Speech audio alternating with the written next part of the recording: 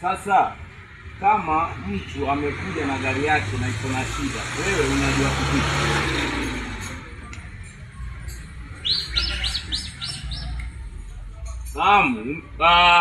Wake wa karibu huwa anamuelezea kuhusu shida iko wapi. Hiyo ni kitu ya kwanza.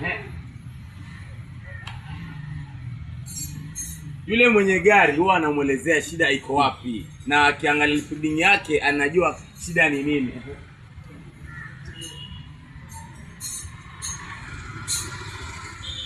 Kwa hivyo bosi ndo ananiita mimi na nianze kumtengenezea gari lake. Kwa hivyo bosi mwenye gari kinielezea kila kitu, mimi niko na uwezo wa kutengeneza gari yake. Hayo ni mazuri kweli, hayo ni mazuri.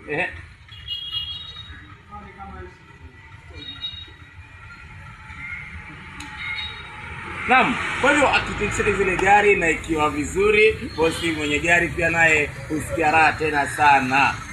Now, wewe usai ungewaambia nini watu ambao ni mdefu kama wewe? Ungewaambia nini?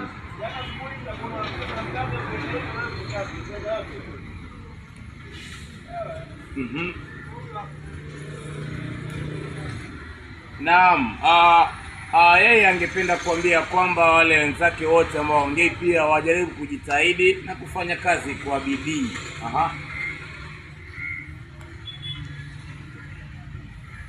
Kwa sababu kuna watu wengi ambao ni deaf, yani wako na shida ya kuongea. Ni ngumu sana kufanya kazi ambao yeye anafanya hiyo kazi.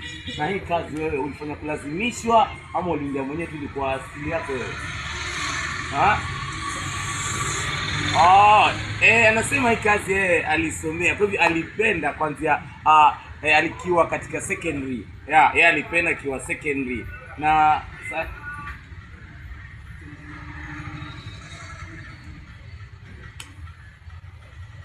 anasema pia vile vile wakati aliingia katika secondary, katika college, alipatia kwamba college hakukuwa na mtu mwingine deaf, ilikuwa yeye peke yake. Haya ni maajabu, alikuwa peke yake, hakukuwa na mwingine yoyote. Kwa hivyo wewe ukachana na watu ambao wanaongea.